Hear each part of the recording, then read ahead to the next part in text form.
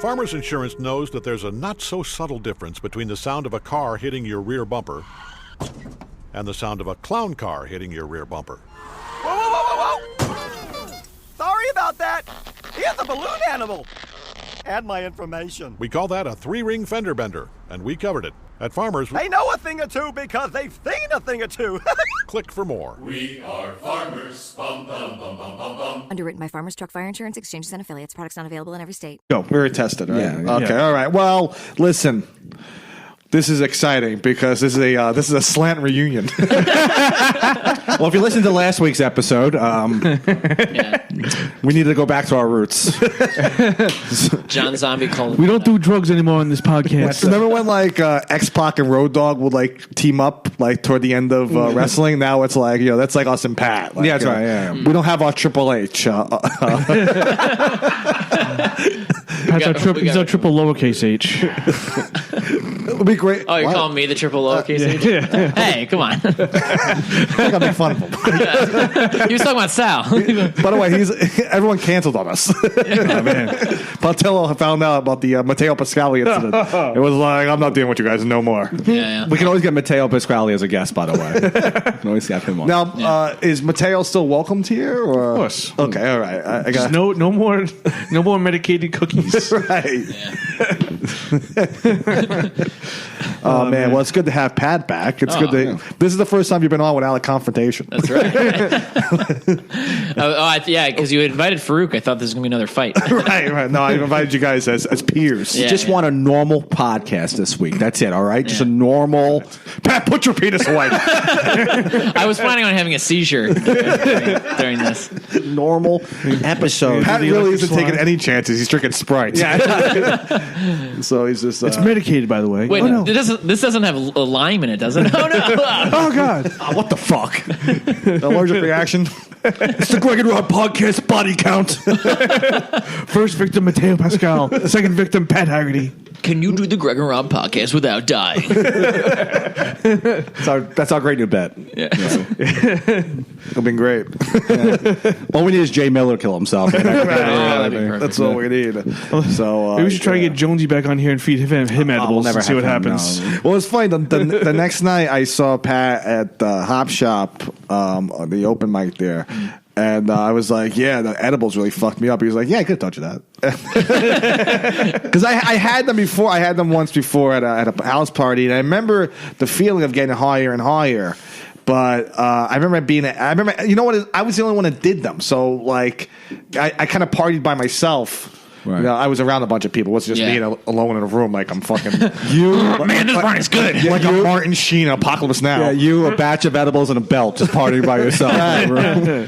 But you want to talk, but every time I hang out, if we're not drinking, if we're doing something else like edibles or smoking weed or any other, you get very paranoid, Rob, and that's what kind of drove me crazy. That's why I probably woke up and started murmuring to myself, "You're not a good." You got some ice cubes. I need to cool my seat down because it just got hot. But just in general, when you're with someone else who's like on the edibles, it feeds your paranoia. Well, because you need someone with clear eyes to look at you and say you're not dying. yeah, That's what I told him. think about like Even though in the back of your mind you're thinking, I think he might be dying. the 5 people here were none of those people were what Pat just described. You had Jerry Martinez, right? Who's fucking A regular pot smoker. He's just some sort of fucking Yo, like you're probably dying, bro. yeah. He's an expert drug addict or something. He would know. He knows. You have Nick Carroll who thinks it's like hilarious to make unfunny jokes that are just mean. Yeah, they're not jokes. It's just- Tommy Farrell is like just as high as anyone could ever be. And Mateo's dancing. He's dancing up and down my living room. So what do you want me to do? I was fucked But up. there's got to be a little part of you. Where, No part of me. Where you No. just got to be like, listen, I'm really high. No, I don't have that in me. You don't have that. you don't in have the you. back of your head where you're back Absolutely of your mind not. that you're thinking clearly. Something. No, I just think I'm dying. That's it. This is someone who does have alternate Facebook personalities. Right, that's true. So I guess that kind of feeds into your paranoia. Yeah, I'm not rap too tight. Because even when sober, you're still pretty paranoid. No, I'm not paranoid. No, I'm sober. you're not. No, I'm not really a paranoid guy. I'm actually more paranoid when I'm sober than when I'm Yeah, stoned. you're a nervous It's like guy. when I was high, I did not feel paranoid at all. I'm No. just like I was just I was just mellow. I was really just cool. I was just funny? I with get it. paranoid when I smoke. No, it was really funny. At one point, I turned to zombie. This is after like a half hour when you were bugging out. Right. If you just go back to the last episode to hear what we're talking about. Yeah. At one point, I turned to zombie. I just go, should we call 911? And zombie just is like, It's like again. no, zombie, you just looked at me and go, no. I just took a bite out of a fucking cookie. I was like, Rob, should we call 911? You're like, no ambulance. No more ambulances. I'm not going in an ambulance. Don't put me in an ambulance. At one point, I guess you really thought you were Mateo. Well, because of that whole 911 thing, I thought that I was in. The spirits have got you. That's what I said. Well, I got a seance all ready to go on my living. If you see how they got the candles in there, I got a seance ready to I go. was fine though. I guess I don't know. I'm not like I have like a bit of like bipolar disorder or something. Probably. Yeah. So Perfect person to be doing edibles in. Yeah. Smoking weed, like, you know? Well, I'll tell you this: the next day, I miss drinking so much because I value drinking so much more because There you I know, right? It's not the most healthiest out, Right. But because with drinking, at least like I can like wake up the next day. Yeah, I'm a little fucked up. And I got to take a shit every 10 minutes. But at least I know it's coming out of me. Right. That fucking edible shit. Also, you know how you're going to feel, like Right. as you're doing it, especially with beer. Liquor's kind of a different thing, but with Right. beer, I know exactly how many beers will keep me in a certain part like a good place. You know, I know exactly. But you how used it to works. black out, right? Oh, you used to black out in I used to college. black Yeah, out so- all the time. Ugh. All the time I used to black out. Oof. It was like dangerous how many times I did. And then finally, the time that finally made me think, I should probably not do this. I blacked out and then came out of my blackout being strapped into a gurney.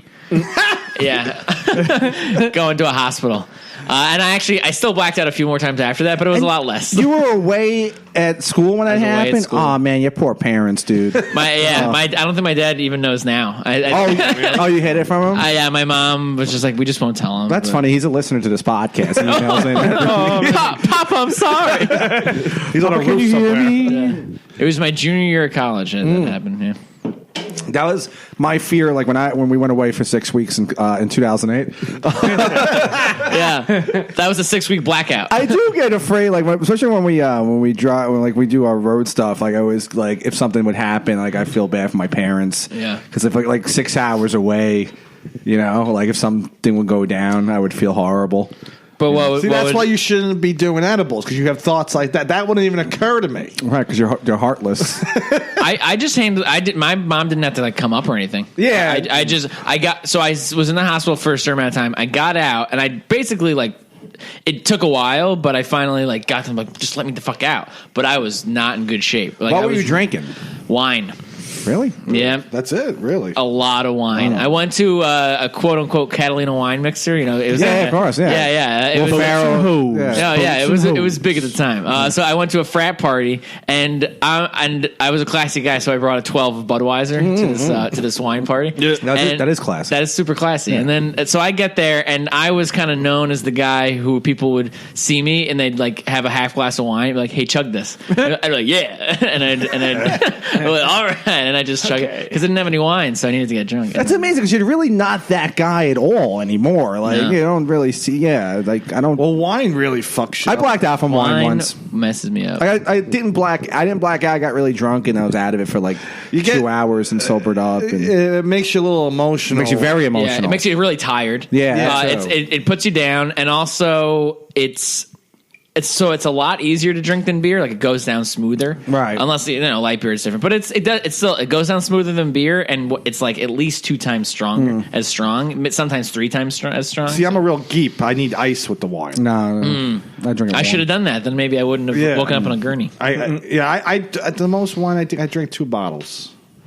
Oh, I don't know. At once. Yeah, I drank 2 bottles of red wine. I chugged. I'm also like I get dehydrated easily, so I kind of it was connected to I have a propensity to pass out in kind of all these drunk stories reminds me to let everyone know. Welcome to the Pepino Clemenza show. Well, I stopped drinking like liquor I don't drink liquor at all. The last time I had a shot was at that house party that we went to with Rob's co-workers. Oh, right, Those yeah. very nice people. Yeah. And but what I do is with shots, zombie, is I'll be like, yeah, well, I'll do a shot. And I'll take a shot, and I'll spit it back in the fucking cup, and I'll throw in the garbage. Be like, who wants another? Disgusting. That's what I do. You don't drink liquor. Well, you actually do, right? I have a bottle of whiskey. Right Oh, fuck, I forgot. But I bought him a bottle of wine earlier, and he was like, I'm Not not a wine drinking guy. You bought him wine? that. Yeah, I bought him a bottle of wine. You bought zombie a bottle of wine? Yeah. Oh, that's What are you, a very nice. faggot? That's very nice. Well, I He's think- just skirt. What? Because you look at zombie how like Linda Blair looks at the priest at the end of The Exorcist. that's the man who saved my life. When I yourself in the crotch with a cross. I wouldn't be here without you, zombie. You can hear in the last episode, I go, zombie's a good man.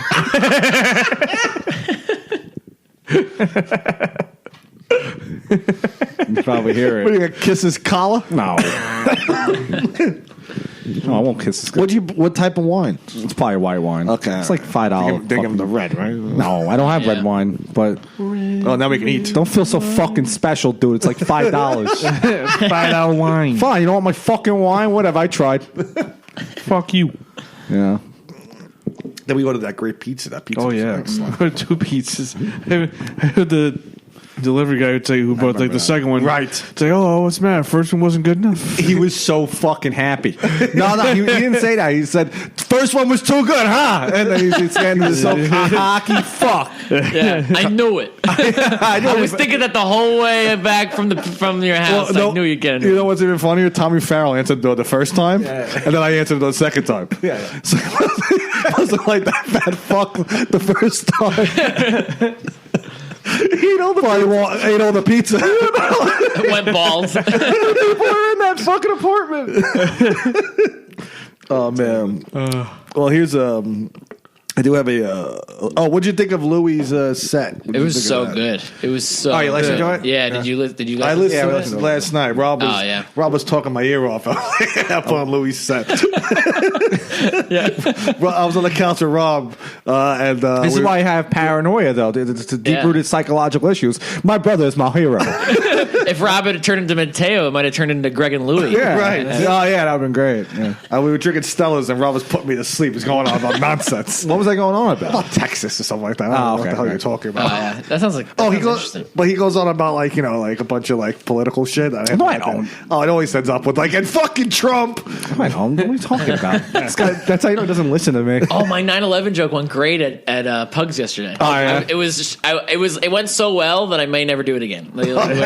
Where because I was like, oh, these people like agree with this nonsense that I'm spewing. So Yeah, they agree with it. yeah. Like, that's a good point, man. They're like, oh yeah, Bush did do 9/11. All right, I'm done. I can't, no more. You guys think. Well, he did. That's not the message behind the joke. Actually, Terrible Tim was there, and he came up to me like, brother man, I had no idea. I didn't know that you really thought You this. should have mentioned that joke to me earlier. We could have used the conversation.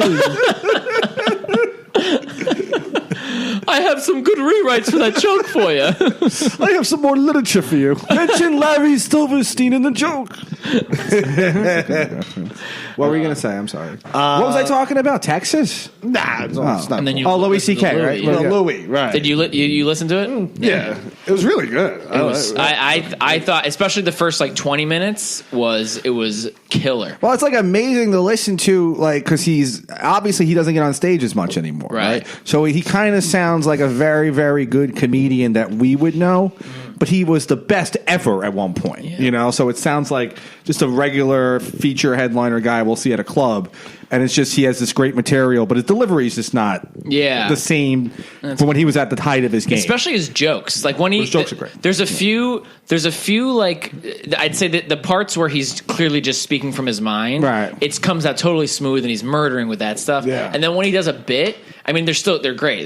They're great bits. But like you said, he doesn't do it as much. So there's something off about his delivery, Right. Which is interesting. Well, he did the Parkland. I don't know if you. I didn't hear that You didn't part. hear that part. Yeah. That was so fucking funny. He turned around. He does he talks about the Parkland shootings. Yeah. He talks about the Parkland kids, and it's just so vintage Louie from was the thing. from the mid 2000s. That's what I just noticed is how similar he is to when I was like a huge Louie fan like in 06, 07. I think most comedy fans knew him from 06 on, like when he came out with Lucky Louie. Yeah, and then I would say like that Bushwick Williamsburg scene of people, like the hipster scene, like they caught on to him. I think a lot of people grew with him though.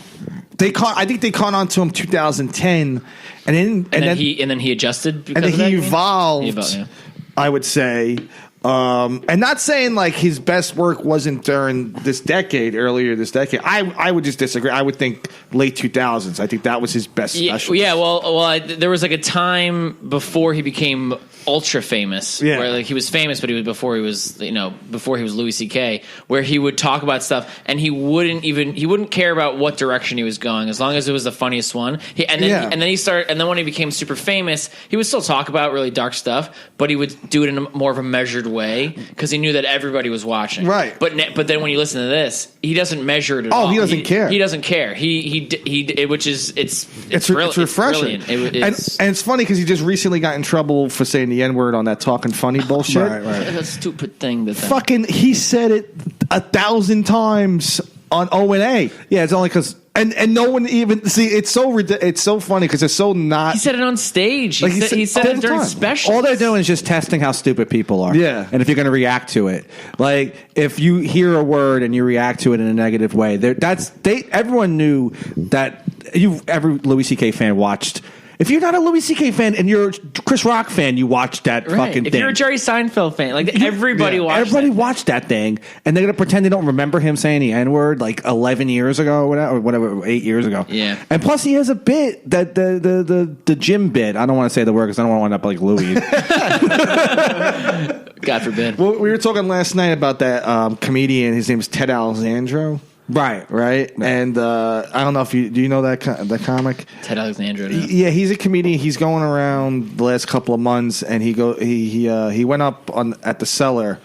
I think it was May or June or whatever. It was when Louis first came back, and I think it was a couple of days after. And he went up, and and I guess he got like a soft applause there. Probably not a normal, just a normal applause. Yeah, a normal. I don't recognize you, but you're the comedian. You're the comedian, like we all get. Yeah, exactly. And he goes, "Well, what does it take to get a standing ovation around here? I guess I got to take my dick out in front of 7 females." And that video went viral. He also like ripped Louie for another 2 minutes, and it was weird because it has nothing to do with the comedian. First off, he wasn't making jokes. He just was. It was just a statement. But it's weird how he's going up at a place that Louie made famous. Like the Cellar.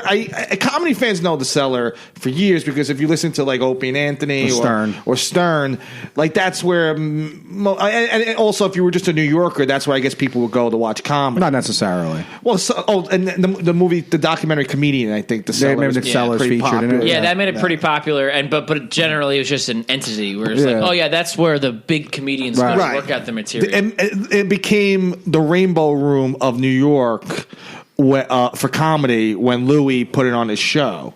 And for like a comedian to go up there and just bash him, it was so weird. Well, it's like, and I think a lot of it's like the bald guy, right? Yeah. And I was saying this last night. I was like, yeah, if I did a show with Ted Alexandro, I'm a younger comedian. Like, obviously, I want to impress that guy because he's a working comedian. I think as a younger comic, you always just want to impress a working comedian because you always think it's natural. He can help you out in a sense. But I think his peers must just be like, fuck him, you know, like, and it's like fuck. Like, I think his peers are probably like, fuck you, like, you know, especially the fact that Louie helped out a lot of those fucking guys, like a lot of people. But, you know, he also did a great bit about Louie did a great fucking bit about knowing who your real friends are. Oh, that was great. That's so funny. That was the funniest thing. There's a few bits in there that are gold. I think that was the best bits. That might be if that when he develops that bit, when he finally probably gets it down, the true friends bit. Yeah. That's going to be like the best bit he's ever had. He should close with that. That'll be like a 10-minute that is killer. That's bit. the most amazing premise. I think that's not something first off, you have to go through some shit, right? Yeah. At some point in your life to actually even relate to that premise, right? But most people can relate to it because, like, you always hear that fucking, like, who your true, now you know who your true friends are. You find out who your real friends are when you're in trouble. And but everybody takes great pride in it being like, and that's when I knew he was my true friend, right? Fucking Louie does it like the opposite way and is like, fucking, these are my real friends. I kind of wanted the other ones. Yeah. I loved having a lot of fake friends. Right. And he kind of, and it's really funny because you never think of it like that. Yeah, you always think of it like, well, everybody, my close friend is the guy who has my back, and then, it's always that fucking in Entourage when the Dominator is in the episode, right? Yeah, because that's when I knew Vince was a good guy and my true friend. You know, right. Like obviously he's a movie star. Like of course that's your true friend, right? Like Louie just does the opposite of it, and like if anything good came out from that scandal would be that fucking like Louie got to create that bit because that bit's going to be a classic whenever he releases. I can't wait. His inevitable special. His inevitable special that ends with him getting shot. But I remember people even said right after is like he might get insanely funny from this. Like just from getting that much thrown on you. Well, and the one time I've heard it, the 40 minutes. Like I said, the first 20 minutes, it was like a punchline every 3 seconds. Yeah. And then he started doing bits, and the bits were great, but they were like take a little longer, but they were still excellent for like 10 minutes, and then he closed out really strong. It was if that was a special, it would be one of my favorite specials of all time. Of course. Well, the thing is, like, I remember him when he was so bitter on O&A, and that's when he was a struggling comedian, right? Who couldn't get he got kicked off of HBO, and he was no longer the head writer of Conan, and he was divorced, like he was on the verge of being divorced from his wife. He was so funny then because he just said shit that was like he was so miserable, and the Collective was funny. There's a great appearance when Seth Rogen comes on Opie and Anthony. It's like around 2009. Right after Funny People. Right after Funny People. And you can hear the jealousy in Louie's voice when Seth Rogen's in studio, and you can hear like Seth Rogen almost be embarrassed. Well, he probably realized because like Louis C.K. I think at the time was performing at the Comedy Store regularly. I think he was in Los Angeles a little more than he was over the later in that decade. Right, and when he was filming Louie, right. So he was at the Comedy Store and he performed every night, and like I think that's when people started to realize how great a comedian he was. Right. When he was in LA, so people started going like, "Oh shit, that guy's fucking really good." People just don't know it yet. There's not a comic that we know probably that is like maybe Kurt Metzger. I think he's a great comic, but like there's no one that like was like Louie, who was such a hidden gem. Yeah, that was going to be like this guy's going to be the best ever. Well, it is when people notice. It's interesting because he kind of has been reverted back to what he was in like 2004, right? Where it's like now he's just secretly or really just murdering every show he does. Right. Now it's for a different reason, but in 2004 it was similar where he would probably go to places and he'd murder people like holy shit, and that's why he was upset because he'd be like I've been murdering for 20 years. Well, I'm so good, and I got to watch Dane Cook be the biggest comic in the country. And then if you remember, see that's the thing when he became a media darling, I never understood because I remember when he was on The View one morning. Right, and he was fighting with Barbara Walters, and they were like this before they introduced him, Barbara Walters calls him like this horrible man, right? And then he comes out and he's just like, he's like, I don't know, like whatever. And then they're like, all right, get out of here, you fucking dumb redhead. And then they fucking cancel his show. And then like 7-8 years later, he's on The View kissing fucking Barbara Walters' ass. Yeah. So I'm like, what the fuck just happened? Like, did you get so fucking famous that you forgot that these are the same people that would never want to see you ever do comedy or produce anything over some bullshit about the Catholic Church or some shit? I don't remember. It's amazing what that class of Opie and Anthony guys what they produced because they produced Louie Burr, Patrice O'Neill, John Zombie. We try to produce that on this podcast. We tried doing it on this show. We tried doing that. We try to get a great collective of comedians. Yeah, last week we had Mateo, Tommy Farrell, Nick Cara. Wow, that's a solid lineup. That was Martinez. That was just like when the O&A show would have Sean Rouse in the studio. Come on. But go on, I'm sorry, I don't remember. But they had those three on that show. Those are like, and Patrice died, but Burr and Louie this decade. I mean, other than Louie being fucking thrown away, but he's still probably the best comedian to come from this. Well, there's also like the sub guys from that show. Like we're like even like Pat's a big fan of Mike Birbiglia, but like look how popular that guy's become. Like he's producing movies and he directed something that was successful. So like that show was like very influential to people. He does a lot of specials, Birbiglia. Yeah, and he puts out stuff. It is. I mean, they're smaller in the realm of specials, but they're like once every 2 years. He does them all the time. I feel like I only seen one of Mike Birbiglia's specials, and he's funny. He's a good comedian, but I feel like only a few guys can come out with those specials. A special every couple. Well, Louie of years was just now. A maniac, and I feel like a lot of guys because of Netflix. And what are you going to do if you're a comedian? You're not going to turn down the money. That's a big payday. So.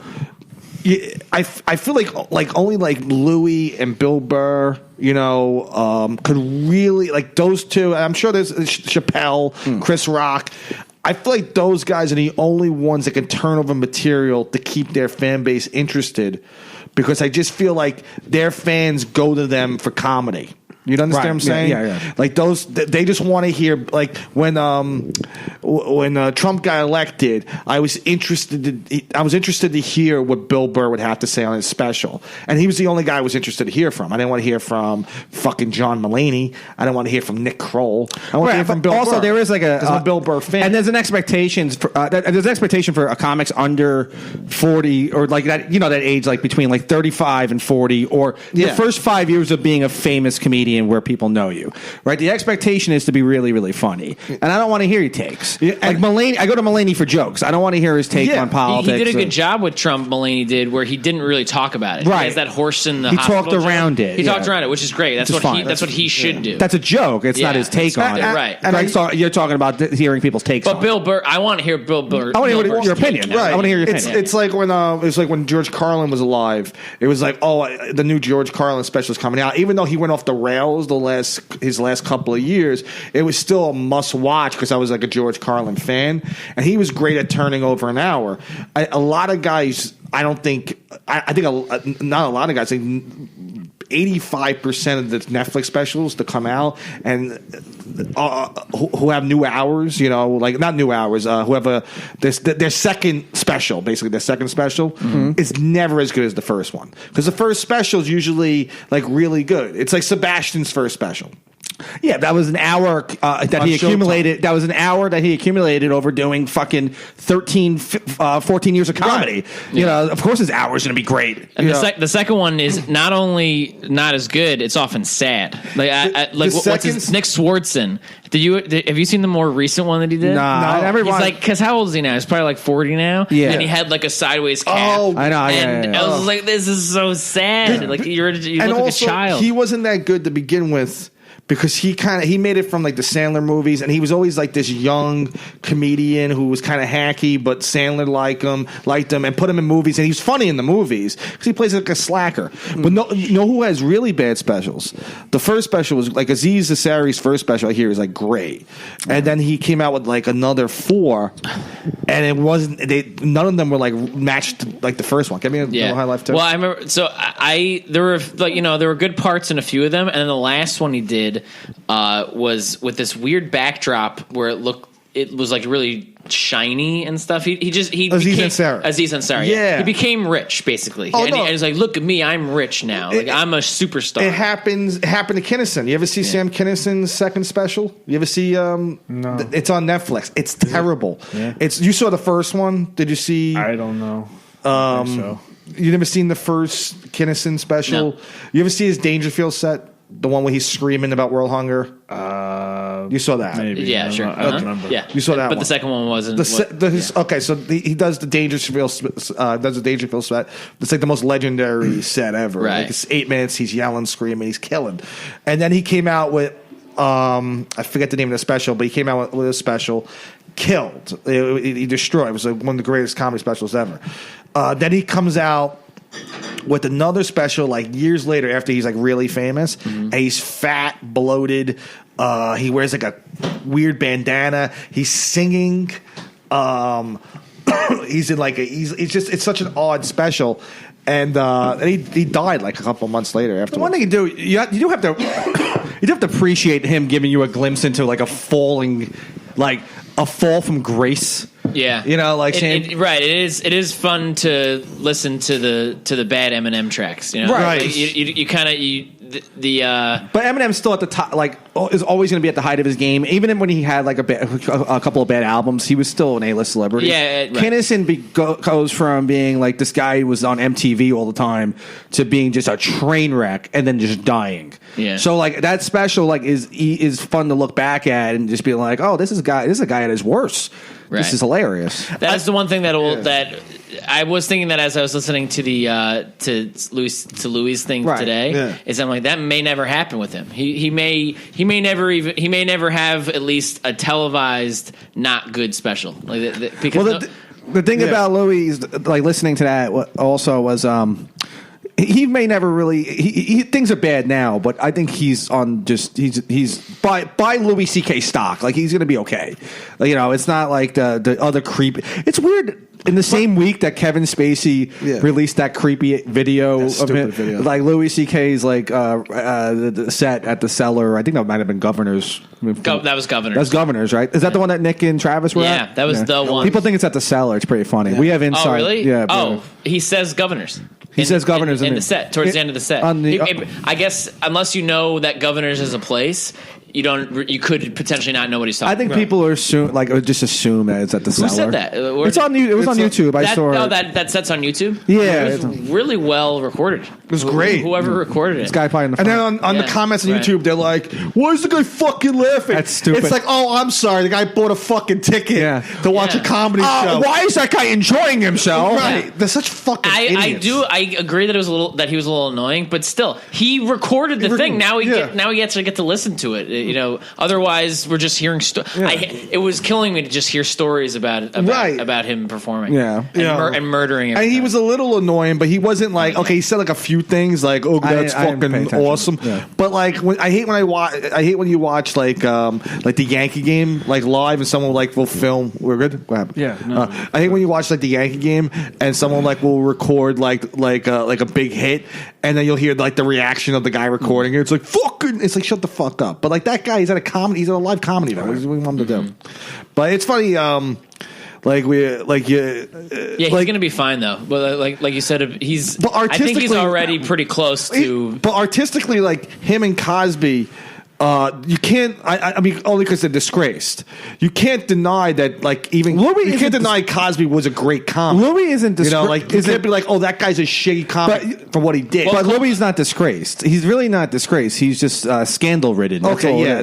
He's not the first celebrity to go through this. Eddie Murphy, Hugh Grant. A lot of celebrities have gone through this like period of like, wow, we won't hear from him ever again, and then they come back and they're okay, and it's like, and then they're like everyone kind of forgets about it. Right. I mean, Mike Tyson went to jail for fucking 5 years for rape. Yeah, and he gets to appear in fucking movies. Yeah, no one even mentions. No one even know. No one even. There's stupid millennial kids from Bushwick who are like fuck you, Louis C.K. and they don't even know about Mike Tyson. Yeah. So they're watching The Hangover, and be like, "Yeah, what a funny movie." Yeah, it's like, Mike Tyson's funny. You know, he's a straight black man. Whatever.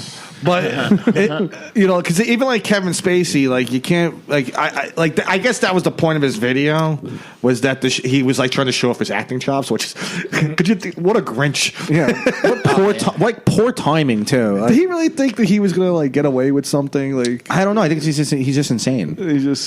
I guess he's a good actor, but no one cares. There's so many good actors out there. Anyone could play Frank Underwood. Yeah, I guess I didn't watch the show. I know it's like some. He was really good, but you watched it? But what? Yeah, with the show, I watched it the first 2 seasons, and then it got old. But he was really good in it. But his thing was just way worse. His thing, what he did to kids? Of course, groping. It just comes down to I just think people don't. I think generally people pretend to care about like when boys get molested. Right. They really kind of don't care because like. They don't. What? This is the part where I start like I gotta fall asleep on them. Yeah. It's gonna be Greg and Pat. No, I'm just kidding. Yeah, well, the thing, Am I right, zombie? Am I right, zombie? Totally. Well, zombie was molested. yeah, the thing I'll say is that Louie is in the right business to get out of a scandal in stand up, because you can talk about it right away, and you can address it every night. Address it every night. Well, here's another thing. Here's what people, especially comedians who we all know, who like they don't understand that you work for yourself in this business. Oh, of course. Yeah. So like you can like, I mean, you could protest Louie all you want.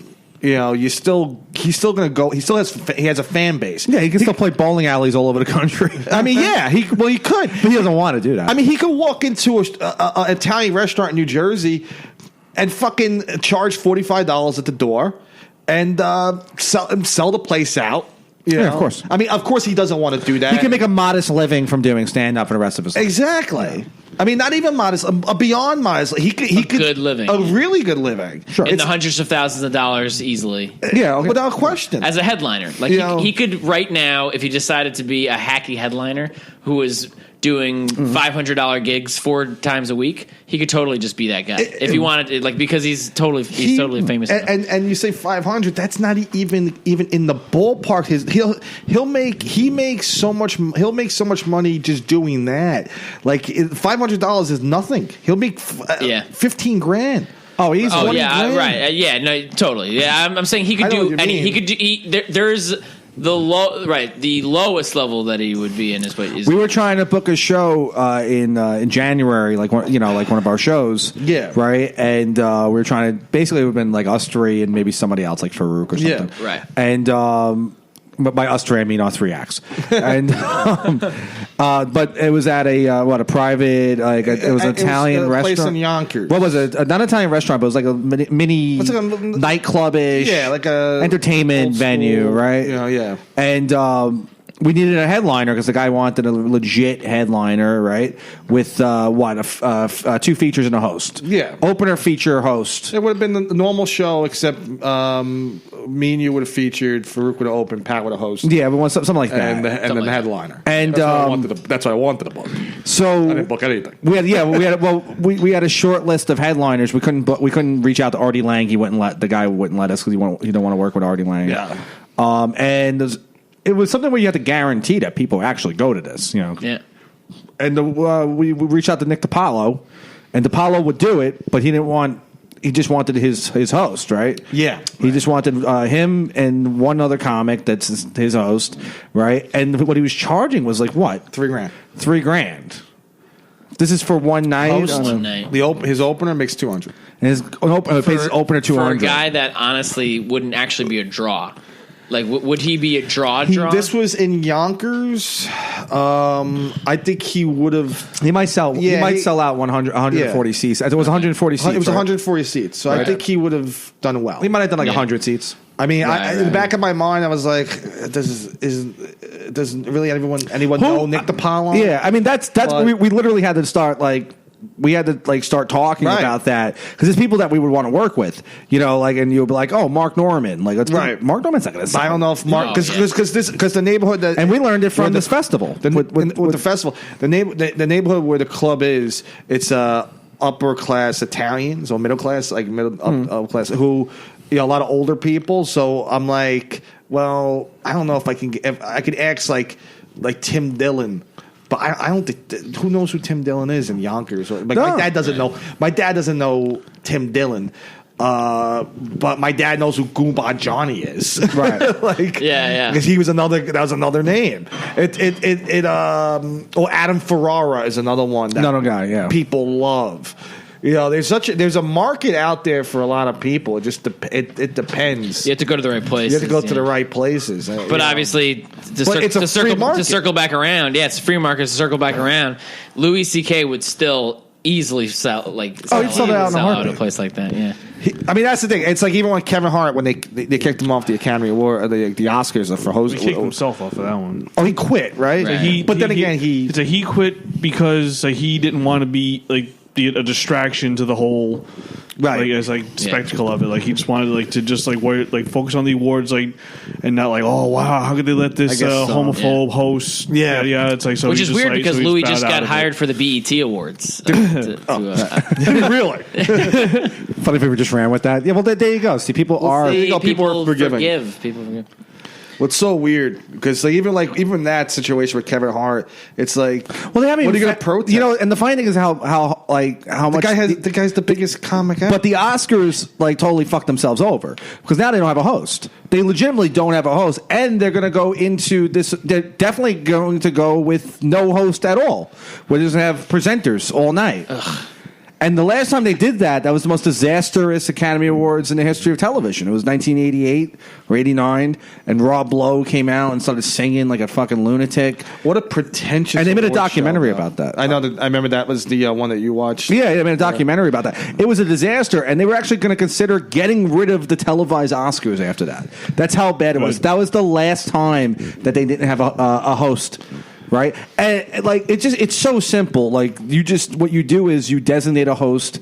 You stop doing this whole we're gonna get this guy to host the Oscars this year. Just designate a fucking person like they did in the fucking 50s and 60s when they just had Bob Hope and then hosted every year, Crystal. and that was Billy Crystal, and just. Fucking yeah. I mean, I think it's great for comics. That's why I'm like, it kind of sucks for Kevin Hart because it would have been kind of cool to see him host the Academy Awards. They would have put him on that. He's already an A-lister, but would put him in that well, he's in the lore of hosting the award show, and it's great for comedians. And also, what a miss too, because the whole complaint about the Academy Awards is the whole so white thing and all that bullshit. Yeah. So the one black guy they pick is Kevin Hart. Well, just like most people don't care about little boys being molested or teenage boys, that the Academy Awards do not care about black people whatsoever.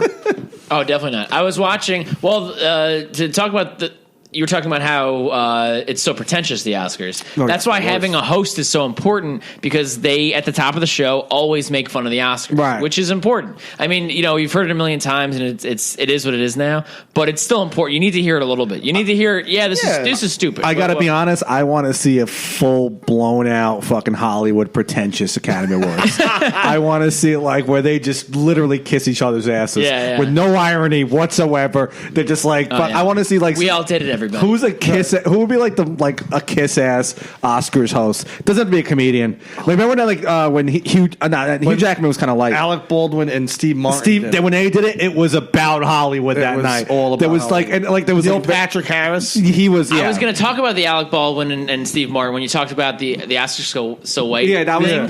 Have you watched that recently? The Alec Baldwin and Steve Martin. Their opening monologue. Their opening monologue is super boring. It's it's them standing there and they take turns telling jokes. I hate it when people do that. I don't like it. But obviously you guys don't do that. Did they not finish each other's punchlines? Yeah. It's Alec Baldwin's like, have you ever seen two old guys fight? It's like, whoa, that's quite the tussle. I love cancellation. And then he'd play his banjo. It's quite the tussle. Do you realize when they actually they were just coming off making that movie? It's complicated, which is the whitest movie of all time. It's insane. I remember reading this years ago where they counted the amount of minorities in the movie that can be seen, and it was literally 6. And weren't they all non-white people? Weren't they they're all background extras? Yeah. No, but one of them was like a waiter or it was something like that. Yeah. Serving. I remember reading that on IMDb, the message board. It's this is the whitest movie ever. This is before people started noticing stuff like that. The whitest cast ever. It was the whitest, nothing. Alec Baldwin was the only one that's kind of any kind, and Lake Bell is kind of dark. Yeah. What were you going to say? The point of that, so that Oscars, I was watching. I was just in a YouTube hole, and I was watching a bunch of videos of shit, and I was watching that one. And they would have them say something, and they'd show the audience tepid laughter, and it was white. Yeah, they didn't even get black people to fill the seats. I'm like, you didn't even get black people to fill the seats? What are you, fucking stupid? And then they showed that was the year that Precious was nominated, right? And they were tucked into the corners. Oh Jesus! Oh my Precious, God, it was bad. It was so bad. Imagine how stinky that corner. Oh my God! It was like powder. Really bad. It was it's visually. I'm like, oh, I'm not even super liberal about that stuff, and holy Christ, that's bad. I just hate forced diversity. I don't mind diversity at all. I just hate forced diversity. Well, I love the movie Right. Get Out. Like, Get Out was great. Yeah, it was well deserved. Yeah. But Of course. Black Panther being nominated for Academy, I never watched the movie, so That was a great I movie. won't comment, but like usually comic book movies aren't. It's not nominated for Academy Award. You know, right? like I didn't think The Dark Knight should have been nominated for Academy Award. I like it's like Black Panther is a great movie. It's like I don't necessarily think it like lived up to like the mega hype that they brought. But about it's one of those things. So everyone's decided, oh, it's a black superhero. It's like meanwhile, I'm Right. pretty sure none of those people realize that the Black Panther's been a character in comics for like 50 years. Yeah, and I had a similar thought where they talk about, oh, it's an all black cast in a movie, and like they didn't even mention the fact that it's an all black cast for a superhero movie. But I'm like, what about all the Spike Lee movies? And there have been movies for so long that have been really powerful that have been all black casts. Yeah, And plus, like the film is like set in a fictional African country, so. Of course, it's going to be a predominantly black cast. Right. Well, I don't think comic book movies are like. I don't think comic book movies. Other than like The Dark Knight, I don't think comic book movies really are like the strongest movies. Like I don't think. Well, I mean, it's like for the most part, it's like a lot of them are adaptations. Like they'll Right. like for like the example, like the X-Men movie Days of Future Past. Yeah. that was like a 2-issue storyline in the X-Men that they like just like stretched into a 2-hour movie. I think last year Logan was nominated for Academy Award for Best Picture. It was Right? it was an awesome movie. I That is watched also- a little bit of it. That is based on there was a comic called Old Man Logan. Yeah. and they like the movie like references like a lot of things. You know, like it's like for instance, like all like the original X-Men are dead. But unlike in the movie, it's like Professor X. He had like like a mental, I think it was like a mental like seizure or something, and he like killed everybody. In the comic, it's way more fucked up because basically there's the villain called Mysterio that he creates illusions, and he made Wolverine Logan think When that your dad's talking about softball, I'm so happy. This is my thing. This is all I got. You guys got your shit. I got Go on. my shit. I appreciate it. But no, it's like so he just like basically tricks Logan into thinking he's fighting off a bunch of like supervillains. Yeah. But it's like and then eventually like, he snaps out of it and you realize he like Wolverine just killed all the X-Men. Traditionally, like something like that would never be nominated for an Academy Award. Like a movie like that would never. But here's the thing: I was watching the movie. You seen it? You watched And Logan? I had no idea. But like I know about I knew it was an X-Men. It's a good film. movie. Yeah. So I was watching a little bit of it, and I didn't have to read the comics. I didn't have to watch any of the other X-Men movies. It caught my interest. If you watch So it it's a good blindly- movie. But that's what the new era of comic book movies, of superhero movies. It's like they're incredibly well done. I Like, thought that was. I thought I've seen good. Logan. I thought that was good because it also reminded me of like the old, like this the relation between the fucking what's his name Hugh Jackman. And what even Hugh like said Jackman the and president, girl. like what allowed Logan to be considered rated R, it was Deadpool because Deadpool was like the first was a rated R comic book movie, and it just got like amazing reviews. So it's like that gave them like the green light to get it. Well, to get either Logan way, see, made the reason rated R. those comic movies, it doesn't matter if they're rated R, rated PG-13. People are going to go to them anyway because majority of people like because people between 18 and 65, They're never going to die. people between 18 and 65 years old now are going to go see comic book movies. Yeah. The age limit is endless officially because it used to be right maybe 20 years ago where it was like it was a PG-13 genre, 13 to maybe 30 years old. That was your audience. Now it's an endless. It's a legit pastime. even take When Zombie's 55 years old and love his comic books. My parents are locked in. I was watching Ant-Man and the Wasp with my parents before it came. Did they really? Are they into comic? They love the movies. My dad's into comic books. You would never think it because it's a world, especially the Marvel movies. Yeah. The way that they lock in each world. Well, that's why it's called the Marvel Cinematic Universe. Yeah. Like they're all like created to like interlock with each other. But then it's incredible what they do. Like the story. Like if you look at it in terms of storytelling, it really is incredible. Because they're going for like the long haul with that. Like the DC ones, like they're like trying like to emulate that. That's why like DC they have like the DC EU, the DC Extended Universe, Right, and they failed miserably. Yeah, but where like DC crushes it with their comic book movies are the animated movies. The animated movies are They do very well. phenomenal. Well, the DC animated movies. the DC like I watched like the Batman. Yeah, I only watched the Batman ones. Well, it's even one of the newer ones is Suicide Squad, but it's called Suicide Squad: Hell to Pay, and there's actually some brief nudity in that one. Ooh. This is the cartoon. This is a cartoon. Yeah. Come on, listen. I mean, come on, zombie. We gave you a chance. I'm just saying they're like up in the game. That's not that. Did you hear how you even said it? It's like a fun uncle. Boys, this one even has nudity. I won't tell your parents. Yeah, but that's you're seeing nipple like 55 minutes that's in. a cartoon you're talking about, right? Yeah, It's animated nudity. This is the best kind of nudity. This is why this generation, this is why like nerds on top, like he had my fucking ear. I'm talking to him and I'm respecting him. And then when he said, "There's some brief nudity, by the way," he's talking about an illustration. So I can never. I like when we were talking about Batman's dick on the show, and we were like, "Well, that was different. I like to see it." And Zombie, of course, had the comic book, and we were like, "You don't have to." He ran to go get the comic book. No, but it was a good. What's the best comic book movie of all time? Have you seen all of them or no? I don't know if I've seen all of them. What haven't you seen? Of course you have. What happened? I don't think I've seen all the DC animated ones. Oh, but not the animated of the ones. mainstream. I've seen all the mainstream. I mean, I've seen all the Marvel ones. Yeah. What's the greatest one? Greatest two. Give me the greatest two. Marvel. Like if you ask me what are the greatest? What's the best one from Marvel? What's the best one from DC? And then let us know which one you like. If you ask me what's the greatest gangster off the movie top of your head, time? just be honest. Off the top of my head, best one from Marvel, I guess would say would be Thor Ragnarok, the third Thor movie. Okay, that movie was like to me. I mean, it's like it wasn't like a serious movie, but like the jokes in it were hysterical. So it's like, so you're watching it to like laugh. I mean that's becoming like not your favorite. It's becoming greatest. Not your favorite. I think you'd like Ragnarok. That one, it's like really different. It's a great movie. Okay, so I guess then like the greatest I guess would be Captain America 2, the Winter Soldier. Right. Oh, that's very popular. Because that was a very like a spy espionage kind of movie. That's the greatest. I would say that's the greatest one of all of them. So a lot of people say The Dark Knight. A lot of people say of the Marvel ones, like that one's like the greatest. Of the DC, yeah, no difference. Batman's DC. No, I would say either Batman Begin. I would say maybe Dark Knight. The Dark Knight, like the second one. I told you with Heath Ledger. You owe me 10. I'm just trying to be your sidekick right now and helping the conversation go. But you clearly know a lot more than I do.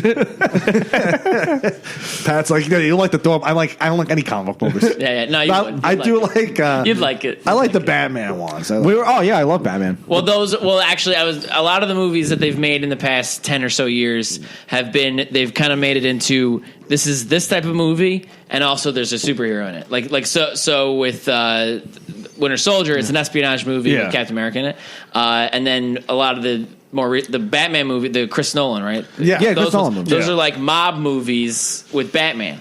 So that's kind of that's why you like them. Well, Dark Knight's more of a like it has a gangster movie like elements. Batman Begins does too. It's a pretty big gangster. He was heavily influenced by the movie Heat with Pacino and De crime Niro. drama. That was like the Dark Knight. Like Dark Knight's amazing because it's like as a film itself, it's so fast paced. Like I like Goodfellas, Boogie Nights.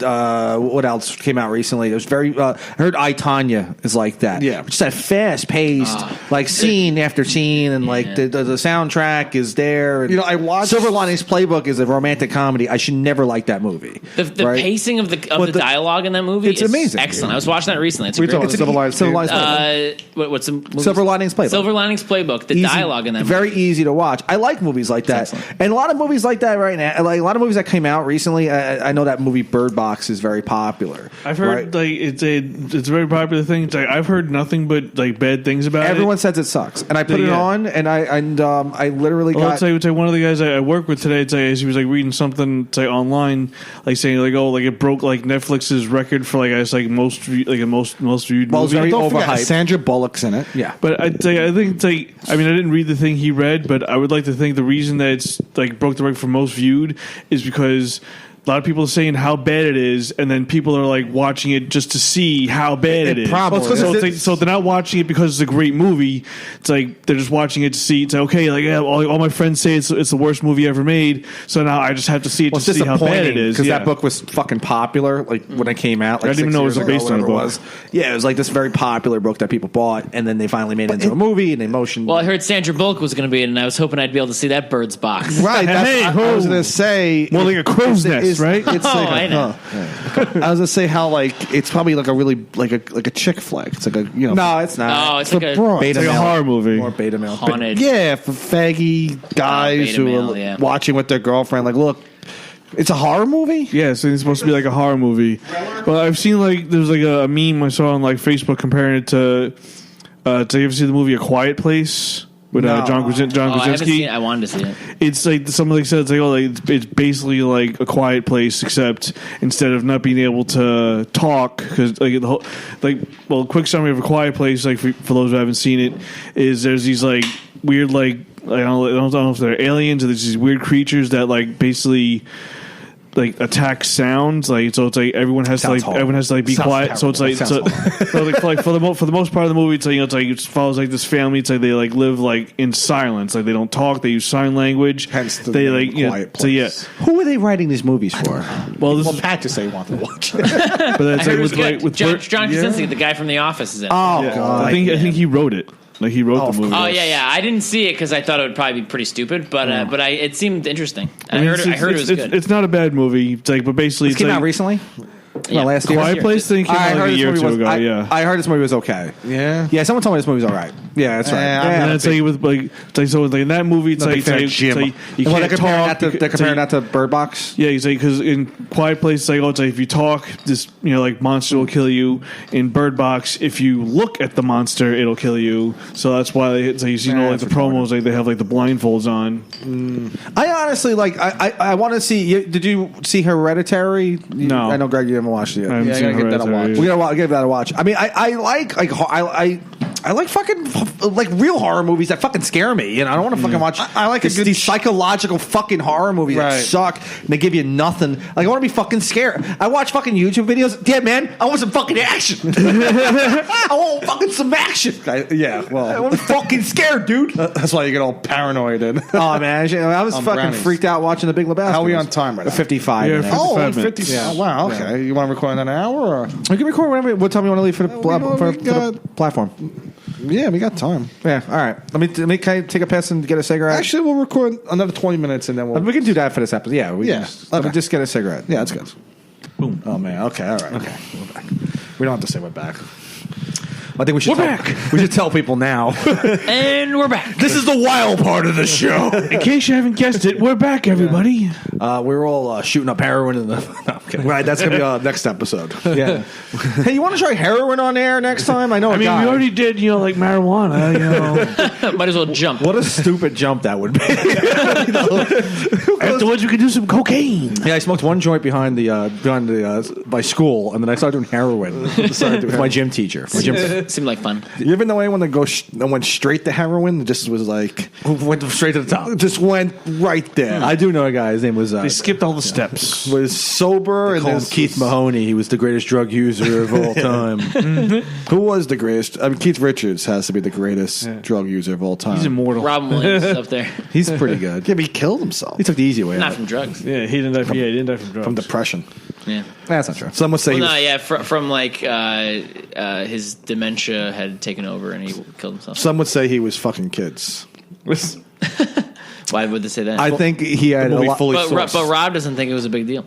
No, I didn't say that. What I said was that people just genuinely don't really care. They pretend they care because if they really care, they would shut down the Catholic Church. Oh, there you go.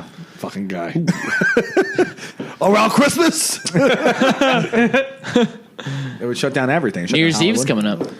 Yeah, that's Wow. gonna be fun. Yeah. Oh yeah.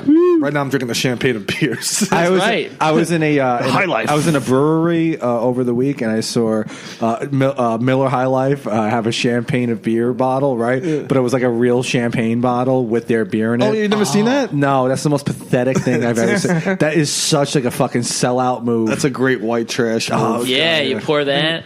Yeah, you Like bring a little bucket. yeah. I think Budweiser did something similar with they have that it's the copper lager like that Right. they made with like the Jim Beam But cask. at least that's something different. I saw it in like 7-Eleven. It was like they had like behind the counter. It was like big looked like wine bottles, but it was like of like the Budweiser. Have you had the Jim Beam Budweiser?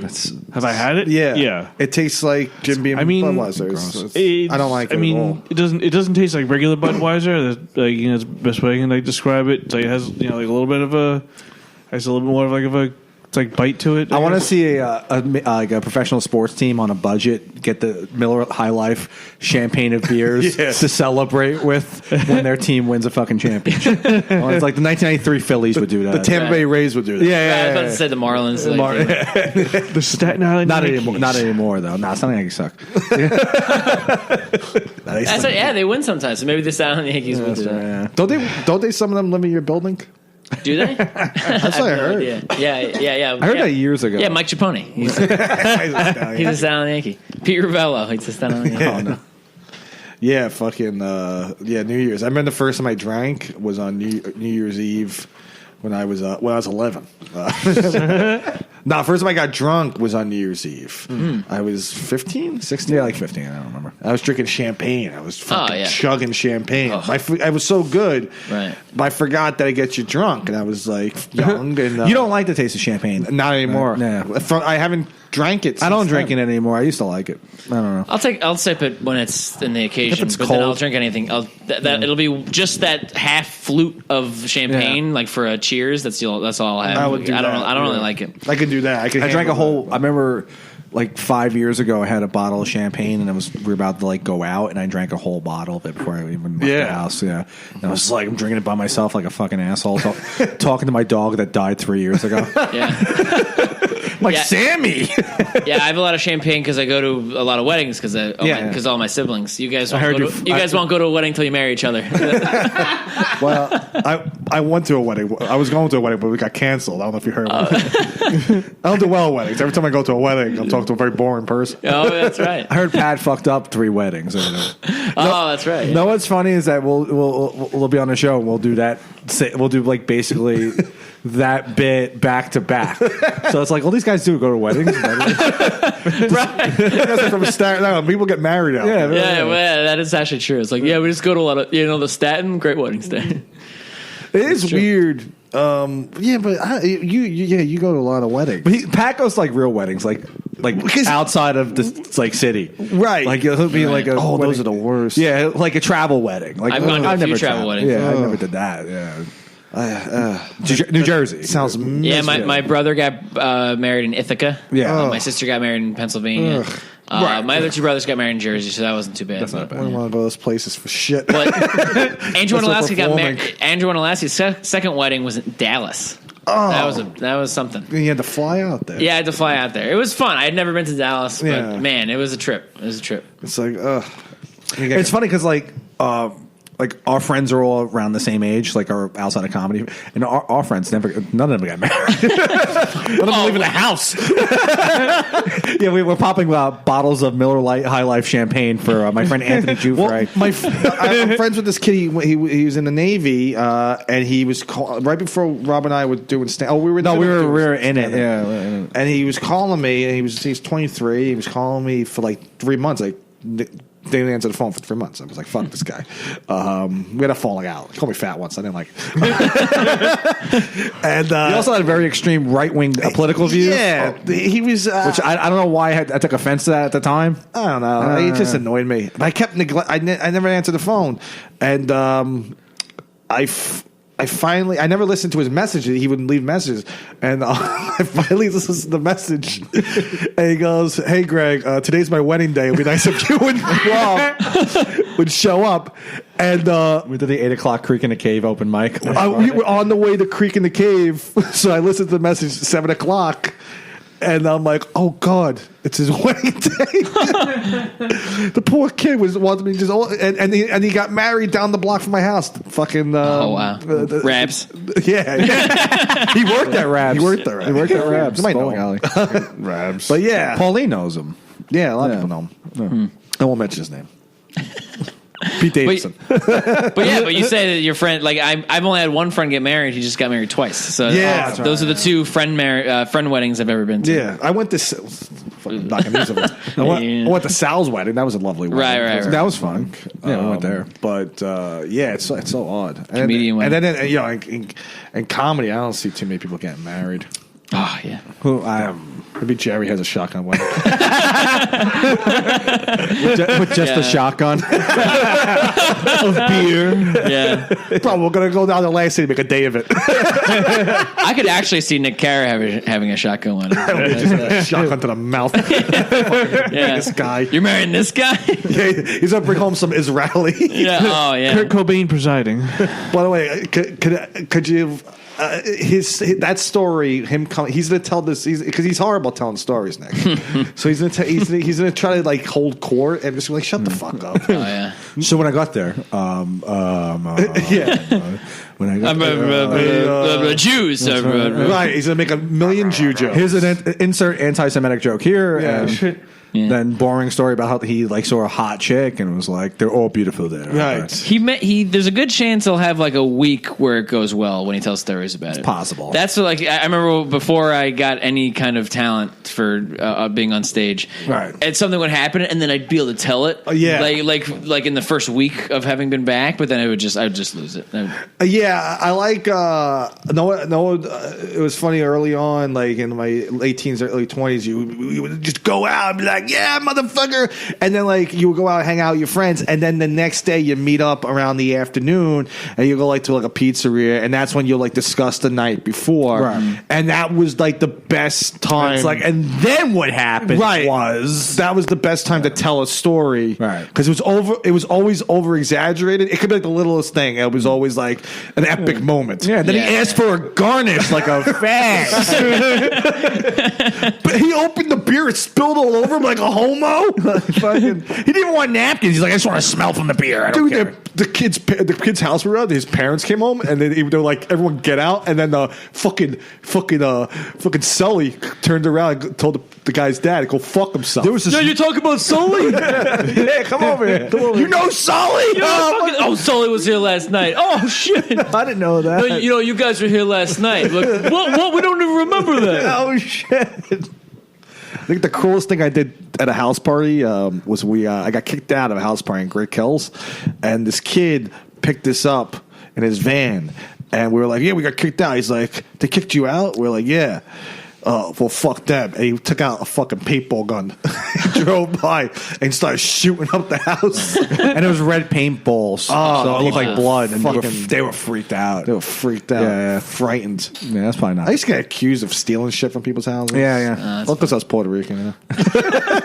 They thought I was Puerto Rican. I ran into like this girl like 2 months ago. I was at a bar out here, and she was like, yeah. I was like, oh, I recognize you. I was at your house once. She goes, you were one of the worst house guests. Yeah. I was like, I didn't even know what I did, bro. I had no idea. She was like, you were drunk? You were a fucking asshole. Like, what the fuck did I do? Were you drunk? Who holds a grudge?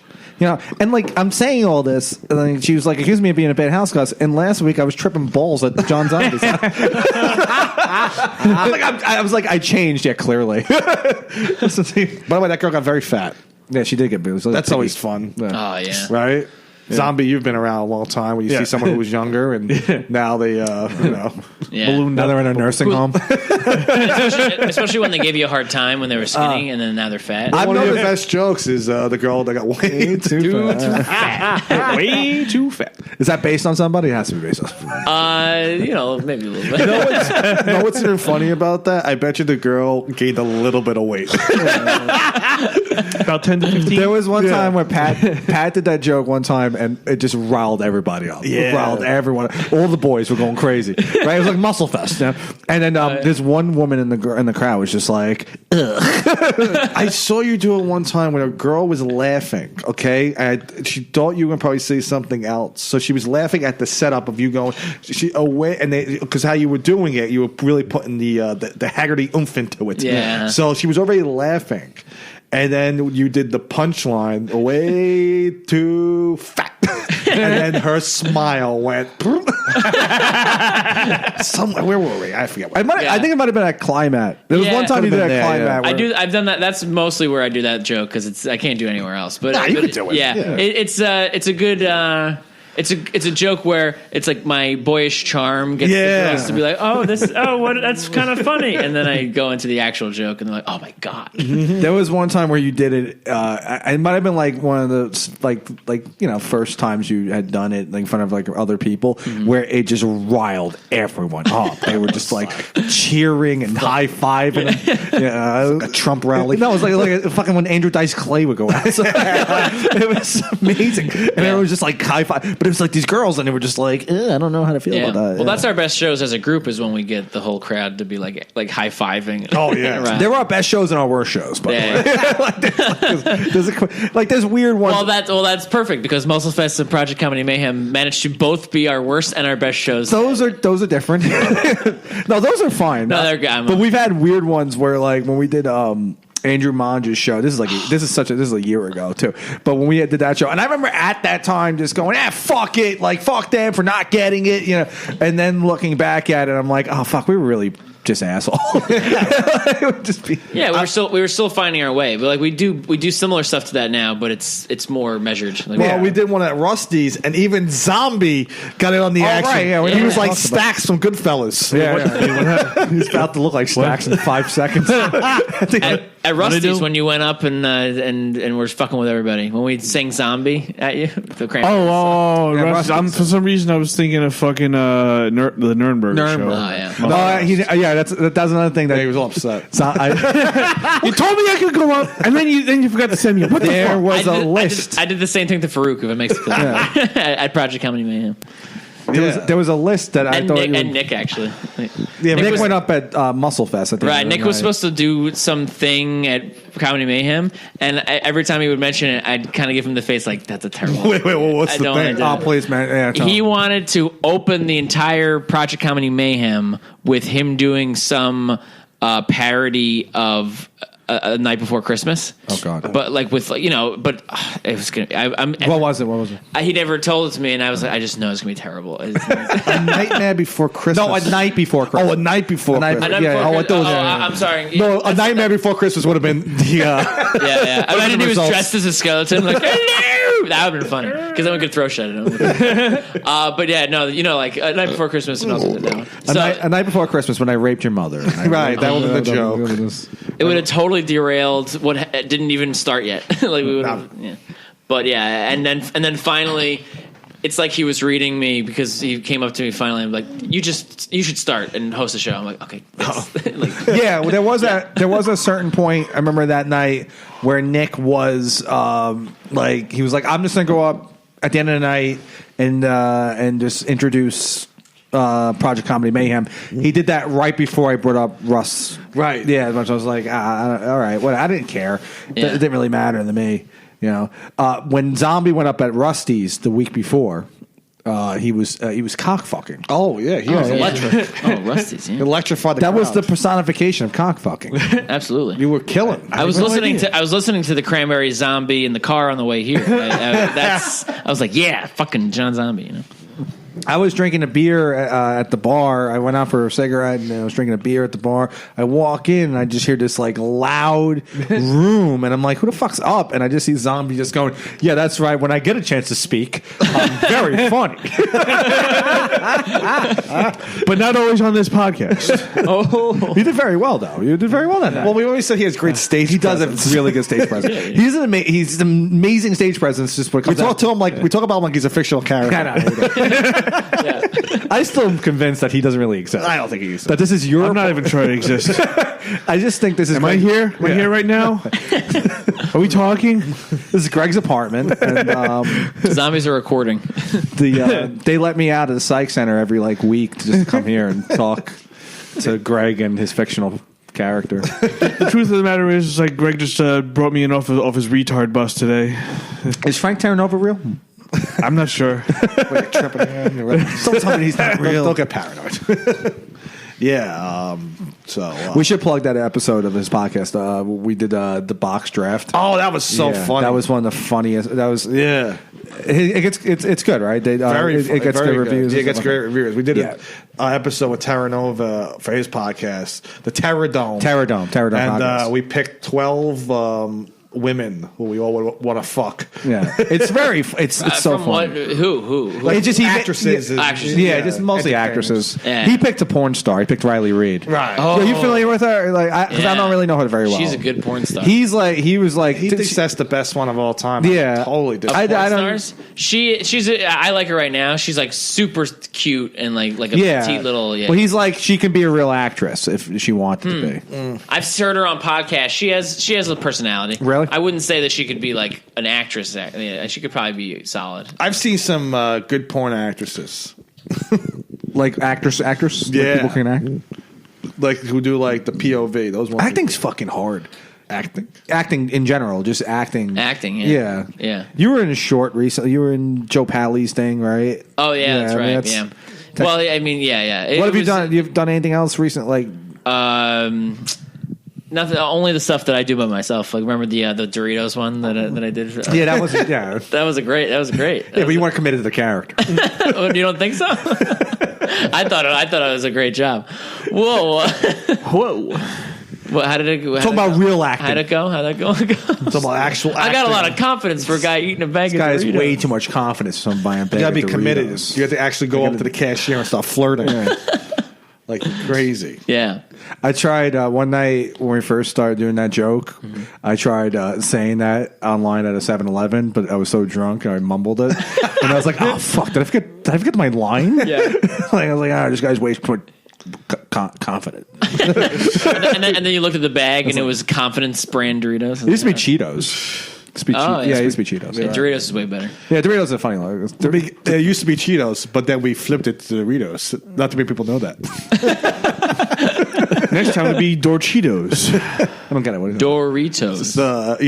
It's like IMDb. Doritos. Little trivia. Yeah. Little trivia. We're like, no, not Cheetos, Doritos. Well, you know how like they'll have like a Q and they're like, what was the original line? Right, exactly. And then you'll have to click on it to get the A. I used to love it. It was only for like 2 mics I did it. Yeah. It used to be fun, like we're I'm doing that with that. Like we have a few bits right now that I'm like I go to a mic and like they're new and I can get through them. But like like when you have when something works for like the first time, that's always and it's like all right, at least I know for like every night for the next like 3 weeks. I have something that I can go up there at an open mic, and it's going to do well, right?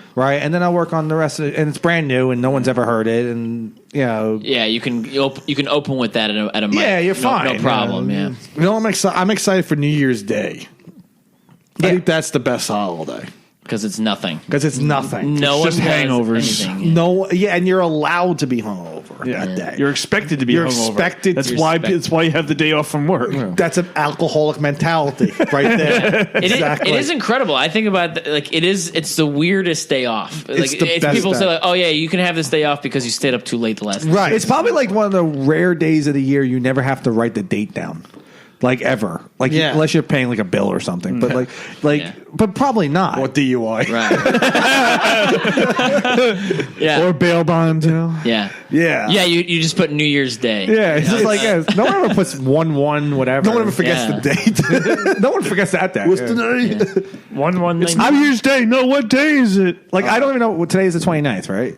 Yes. Yeah. So like I won't even know until it's the 31st or the 1st. I don't remember. I wouldn't even know exactly. the dates. Yeah. So it's been hard keeping track of what day it is because you have Christmas and then I know New Year's Eve is next week, but like I'm kind of in like a fog of what day. And they're 7 days apart, so you would think you would know the day, but it's never going to happen. Right. It's like those lost days between Christmas and New Year's Eve are amazing. And it's been great because I've been taking it easy on the booze. I know you haven't. No, I haven't. But I've been taking it easy, so I'm saving up for like tomorrow and then New Year. I'm gonna go on a huge. Tomorrow. We're going on a huge bender. Tomorrow, what are you doing tomorrow?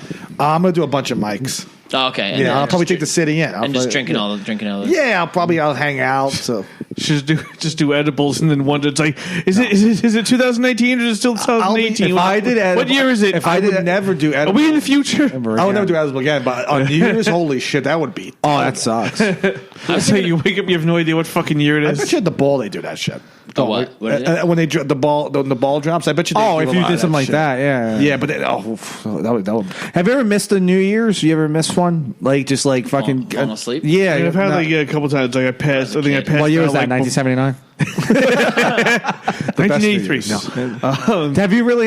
You've had that where you missed the whole thing? So yeah, there've been like a couple New Years where it's like How old though? Like I don't remember how old I was, but 7 or something. Were you like that? young or just you were younger? I mean, that I happened was to in me. my 20s. Oh, wow, really? It's like, but I have like passed out like before like midnight and then From woke drinking? up. Yeah, and then it's like woke up. Oh, and that's it was not like, that it was like bad, New though. Year's. Well, you were at a party and you were drinking. No, by myself. What do you mean by yourself? Christ, zombie, you're making me sad. You're driving the mood up. You'll make some shit up. Say you were. I was by myself and my hand. Oh, Yeah, Jesus yeah. Christ. Yeah, like he had a With some porn on porn. What are you doing this? he had a bottle of pills, like spilling it. What are you doing this? I New had Year's? some lotion and rubber chicken. Are you? But you were past. No, you by yourself. Yeah, How? Where? Were you home? yeah, home. It's probably a great New Year's though. Probably not that bad. Probably not that bad. There's a part of me that's like, maybe I'll just hang out. There was like party with all my favorite people. Me. That's right. there was that's only something a fucking narcissistic 19-year-old girl would say. I was partying with all my favorite all people. about my Me, Instagram story. there was a time where I thought me and you would be on like our parents' couch. Just be like, no one's doing anything. Like, yeah, this New Year's, no one wants to go it's out. New Year's. It's overrated. First No one's off, it's doing nothing. fucking like 12 degrees out, and no one's outside. Well, this is a very annoying day if you think It's about supposed it. to be a warm New Year's. It's supposed to be like in like the 40s. Yeah, but it's on gonna New rain. Year's. It's gonna rain, yeah. who cares? And But still, this is at least I it's like freezing. doing the whole like I like a smaller party, like a 25 people. Yeah. Well, I was thinking about having people over. Do you guys want to? I would do Yeah, that, I would of do course. that, Yeah, yeah. something smaller, Something- something easy. I don't like the fucking. First, I went to one bar on New Year's. Oof, I went to a hookah bar. Where? It was out here in Staten Island. Jesus, it was on Richmond Avenue. Yeah. How was it? Hookah bar, and it was terrible. It was Packed. It was packed out. It Yeah. wasn't packed, but they had enough people there where it was uncomfortable. Right. And it was like, oh my God. Oh, the best is I sat next to some girl, and I thought we were gonna kiss on 12 o'clock, and she like literally got up at 11:59. I had my arm around like we were talking for most of the night, but Yeah. like not flirting. Like I was into her. She clearly wasn't into me. So Clearly. at 11, I sat down next to her at 11:55. She didn't get up. So I was like, oh shit, this is a major score, you know. And then as soon as 11:59, she just got Did she up. kiss anyone else? Or? No, she just got That's up. decision making time is 11:59. What are you kidding? She didn't even realize, she wasn't paying attention to the time until she finally like looked at the clock on the TV where it was like, oh shit, it's 11:59. Yeah, let me get Yeah, yeah. I better get the fuck out of here. If she kissed someone else, I'll be jerking off that for years. What a weird way to open the year with like a rejection. Right. Yes. Well, It's like, and we start off with disappointment, just like every year. And that's what it is for a lot of people. Is that you think like, I think that's going to be the person I kiss, and it's like, nope. Like, no, that's my opening. That's the opening of the year. It's like lonely again. I've never tried ever since. I was at a house party once. I've never kissed them. I walked away. I did that one of those. I kissed my aunt once, but My mother, my mom, and my dad. We all just got together. what were you saying? I was at a house party once where it was like this girl. I didn't like. Yeah, I was there too. Come on. Yeah, with that, I tried to push it. For you. yeah. I was like, yeah, this girl, and she was sitting next to this guy, and she got up right at 11:59, and I kissed her. Yeah, I was sitting next to her and this guy, and then she ducked her head, and I kissed the guy. I don't know how. I was like, what? It's like, whoa, I like this a little too much. Whoa. Happy New Year, bro. What do you say? Well, last New Year's I spent it with Jerry Martinez. That was Right. fun. Fucking lunatic. We had a great I was time. at Verdi's place. Oh, you were Right, yeah. We were at Jerry at my friend's house. Yeah. How he got there, Don't know. I don't Somehow know. we left before him. Yeah, no, yeah. Well, know what I like? I like 2 hours after 12 o'clock So 2:00, 2:30. That's when I'll end the fucking night. I'm like, all right, I gotta go. Because usually New Year's I'm drinking all fucking day anyway. Yeah, a lot of times New Year's ends like at 1, because you've already been drinking hard. Because you want to be drunk at midnight. Yeah, you don't want to be starting to get buzzed at midnight. Right. You want to be drunk at midnight. I always found that my friend Dom used to do that. We used to hang out with him on New Year's, and he'll drink like a little bit. And then at 12 o'clock, he starts fucking. Because he was a psycho. He was a manic depressive. When I was a kid, yeah, it's true. Yeah, when I was a kid, we went to my. I was like 14, and when we went to our dad's old house when they had New Year's there, and he got fucking wasted. And we left, because he was like a 50-year-old man. And you had to we had to go home at a certain point. So we left like 1:30, and he was driving with a cigar in his fucking mouth with the window open and one of those plastic New Year's Eve party hats and driving past the police during the checkpoints. And we were like, if he gets pulled over, my mother was like, you might want to take off the hat. She was like, he's like blacked out. She's like, Rob, take off the fucking hat. I was like, he's like, oh, the hat. And he did like one of those like, have me lady. Oh my god, he's terrible. Yeah, but those checkpoints, they didn't really check them. No, he just drove past the checkpoint. Like, That'd be a good if I was ever doing a trivia about you guys, and so the question would be who was born first, and then the hint I would give is that their dad's name is Rob. Yeah, that's true. It's a good hint. I never thought of that. Yeah, that's true. Listen, how long we at? We're at hour 23. That's 7:15. Okay. Yeah. I should get going. I have to get going to Joe Nami show. Joe Nami. Oh, man. It's great Joe Nami. So, but the three you invited New Year's Eve will go. Yeah. all right, Zombie, yeah. what are you doing? Well, I got no plans. You coming? Really? You got nothing? No. Oh, perfect. You can drive everywhere. No. Yeah, definitely come by. Yeah. You gotta make one of those event pages. I'll probably stop by your Do you house. want me to? I'll probably stop by your house early. Yeah. We'll do whatever. Do Like, Steiny's. I'll probably drink. yeah. that's We'll always just good. the area. Yeah, I I'll like invite Steiny's. everybody. Yeah, that's good. That should be good. So, Yeah. I tell you, do your plugs, but Plug my butthole. no. Now everyone's gonna come to your apartment. Yeah. Oh, plug New Year's Eve party. Oh, if you're out there, Who listens to this podcast? Mateo again? Pascal. Nobody. Mateo, baby. I don't know. How many listeners? We fluctuate, so Okay, all right. yeah. Listen to the Terror Dome. That's right. Right, listen to that. All right.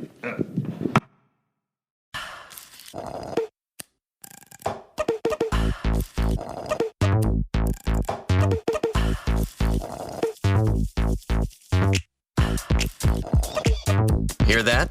That's the sweet sound of Minute Maid slushies at McDonald's, turning up your summer with every sip, slurp, and ah. Get a small sweet peach, blue raspberry, or fruit punch slushie for just $2. Or get any size soft drink for $1. Price and participation may vary. Limited time only. Cannot be combined with combo meal.